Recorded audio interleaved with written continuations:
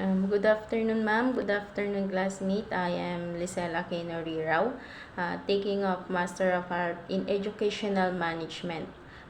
For my title report is all about rules, rituals, and routines of the school.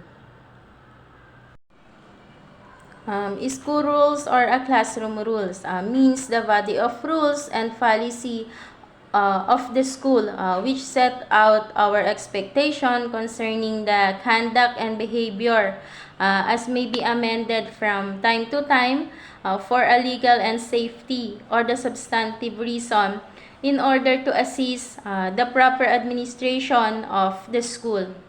School rules or classroom rules are the set of rules and guidelines that the teacher imposes that the class must follow.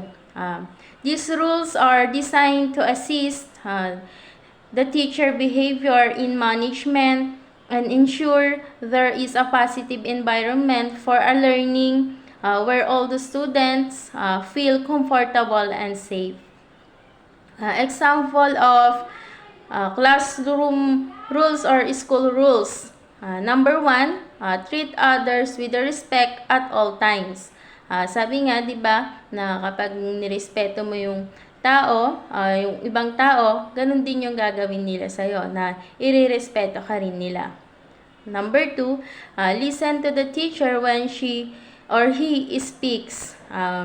When the teacher is discussing the lesson, kinakailangan muna na as a student, kailangan mo munang makinig at tumahimik muna para mas maintindihan yung lesson na idinidiscuss ni teacher. Okay, next, ask for help when you need it.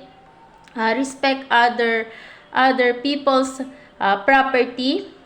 Sabi dyan, for example na lang dyan sa respect other people's property, ay yung kung halimbawa nanghiram ka ng gamit ng classmate mo, o nanghiram ka ng pencil or eraser, dapat iingatan mo yon at isusoli mo rin yon ng maayos. Next, listen and follow the directions. If for example, meron kayong activity na ibibigay si teacher, kailangan na pakikinggan nating mabuti yung mga instruction ni teacher para kung halimbawa gagawin na natin yung activity, mas maayos nating magagawa yung activity na ibibigay ni teacher. Raise your hands before speaking or leaving your seat. Halimbawa, nagtatanong siya sa discussion, inallowed na tayo ni teacher na magsalita. Sabi diyan, before ka daw mag-speak, kailangan mo muna na mag-raise ng hands.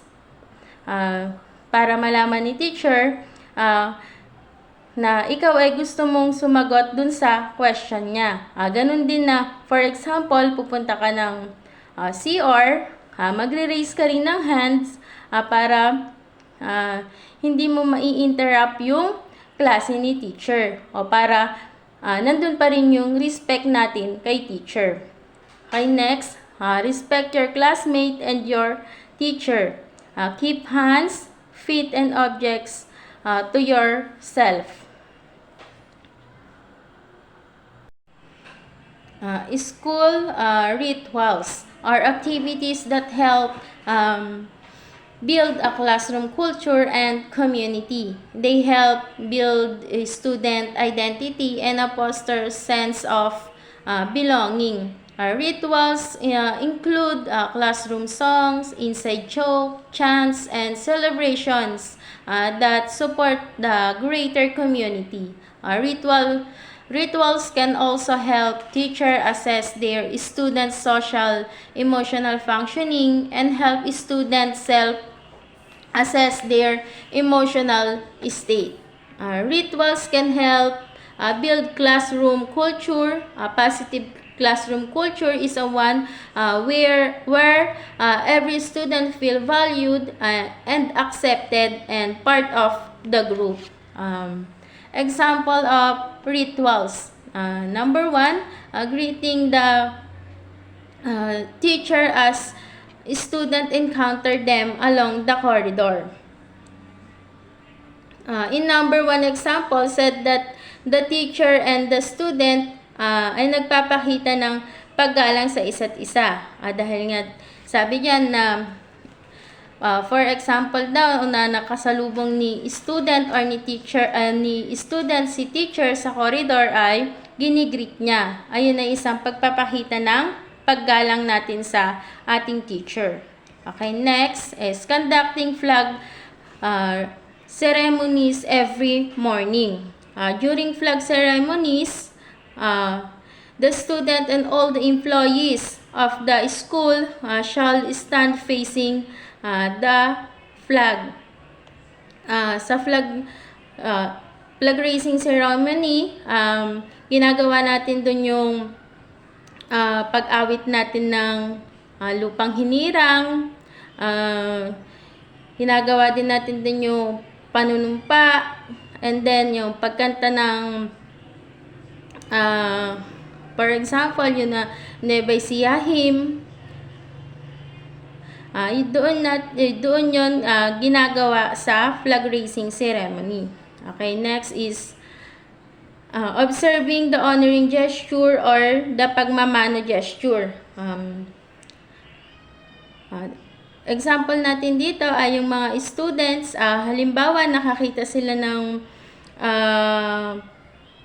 mas nakakatanda sa kanila, or yung mga teachers natin na mas medyo may edad na, ginagawa natin dyan, ginagawa ng mga students ay nagmamano sila or para ipakita yung respect nila. School routines refers to the program of the activities that have been planned to take place every day in the school, a way to make a classroom run smoothly, contributing to the student overall sense of safety and well-being. Routines are teacher-created student responsibilities that communicate expectation.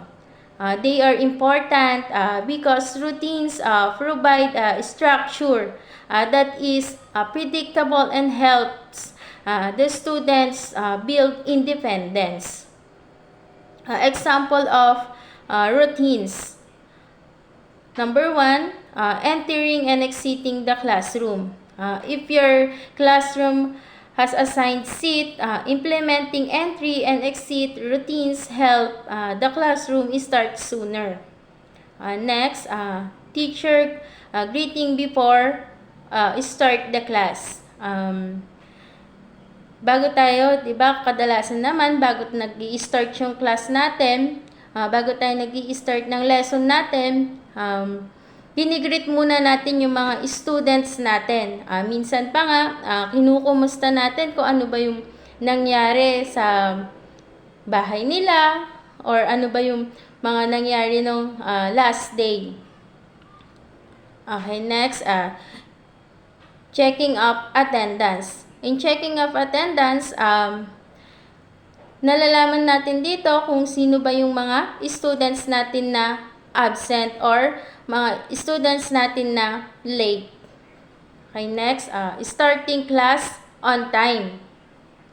So, starting class on time, kapag halimbawang nag-start tayo ng klase natin on time, hindi na natin kinakailangan na mag-overtime. Kasi minsan kapag nag-overtime tayo, naapektuhan yung teacher na kasunod natin or yung subject teacher na kasunod natin. Kaya dapat, as a teacher, on time tayo nag-i-start ng klase natin. Okay, next, passing of assignments. Passing of assignments, dapat, halimbawa, nagbigay tayo ng assignment sa students natin, dapat magsiset tayo ng day kung kailan nila isasubmit yung kanilang mga assignments. Okay.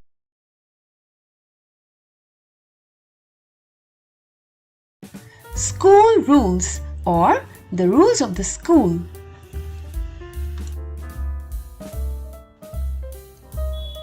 Always be on time. Learn to be punctual to the school.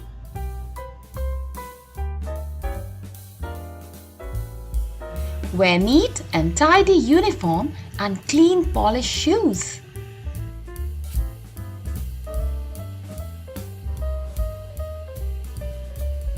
Maintain silence, whether in the classroom or in the library.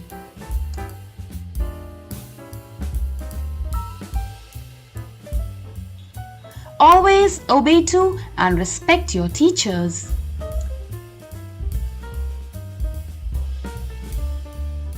Do not fight with your schoolmates. Always be friendly with them.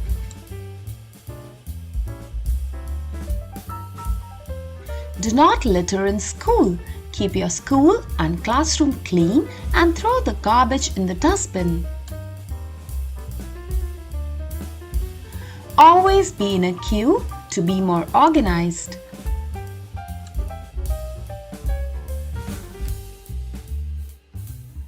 Never jump on the benches and chairs. You might hurt yourself and also others. Do not push others. These are bad manners and you may hurt them.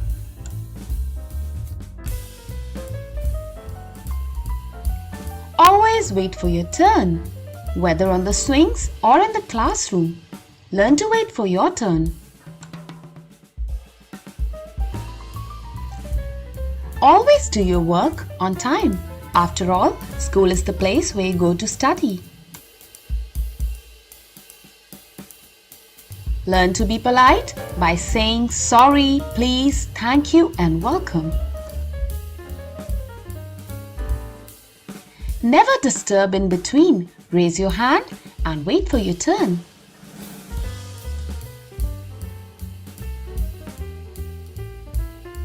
Study hard for your assignments.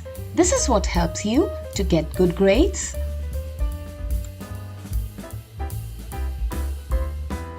No vandalism allowed in school. All the school property is yours too, so learn to respect it. Never scribble on the walls or desks, and also don't break any furniture. Eat your food only during the recess. After all, this is what discipline is all about. Never cheat or lie to your teacher. Write only as much as you know. Transparency of grades is very important in school. Lastly, always be kind to everyone around.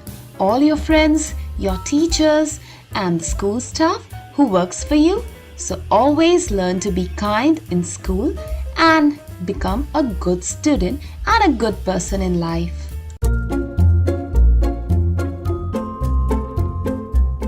At our school, an observer may see students working independently, performing classroom jobs, or using objects appropriately, and think, wow, isn't she lucky? All these kids are really well behaved. But actually, their ability to do all that is rooted in a ton of structure and routine that we front load. And our first weeks of school are all about establishing those routines. First, think about where you might need a routine. Anything from managing noise level to how students line up, to how they rotate around the room. Do you want students to ask for permission to get out of their seat? Do you want them just to call out? What tools or supplies need explanation for use? Next, map out 2 weeks for establishing the routines. Choose one to focus on each day. Demonstrate and then make sure that you provide authentic opportunities for practice. Set expectations with each routine. What do you want to see? Build extra time into your schedule for demonstration and practice. Investing now will pay off later. Over time, assess how your routines are going and take notes for next year. Is there an activity that requires more routine or expectation setting? Is there a place where you might be able to pull back and have less structure? A balance is key so the classroom is both fun and high functioning.